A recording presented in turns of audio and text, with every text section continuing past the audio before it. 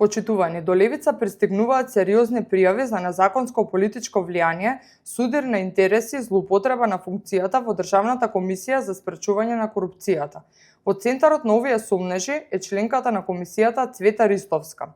Според пријавата станува збор за воспоставена мрежа на контрола врз текот и исходот на предметите, документацијата и внатрешното функционирање на ДКСК, мрежа која служи на интересите на владеачката структура предводена од ДПМН и Мицкоски.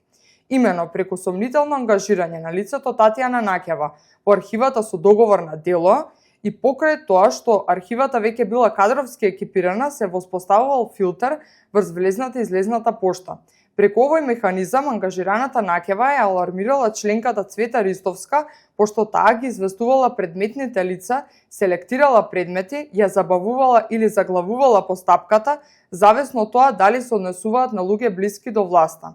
Татјана Наќева инаку е сопруга на новинарот Љупчо Наќев, кој воедно и предавач на Универзитетот Скопје кај Аце Миленковски, кој важи за испостава на ДПМН. На истиот универзитет е вработен и нејзиниот син Филип Наќев. А за подсетување, и самата Цвета Ристовска била ангажирана како предавач на истиот универзитет. Ова е мрежа во која се преплетуваат антикорупцијската институција, партиски медиумски кругови и универзитетска инфраструктура, октопот на власта на ДПМН. Да подсетиме, Цвета Ристовска беше известувач по предметот на директорот на АНБ Бојан Христовски, каде што ДКСК утврди дека нема ништо спорно во неговото назначување и факултетската диплома од универзитетот каде била Ристовска професорка. Преку ваквата мрежа, ДКСК системски ги претвара нерегуларностите во аминувани и невидливи, а јавноста ја убедува дека е при очи слепа. Дополнително, на овој начин и бројни предмети поврзани со структури на власта остануваат без исход.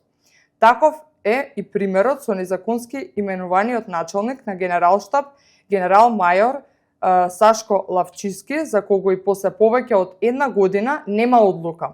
Ова е само почеток.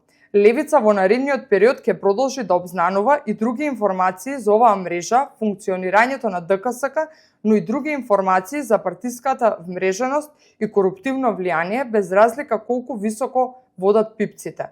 Во таа насока ги повикуваме сите граѓани, вработени во институции, кои располагаат со информации, документи, сознанија, трпат притисоци, сведочат на незаконитости, да ги достават до левица, а ние им гарантираме анонимност.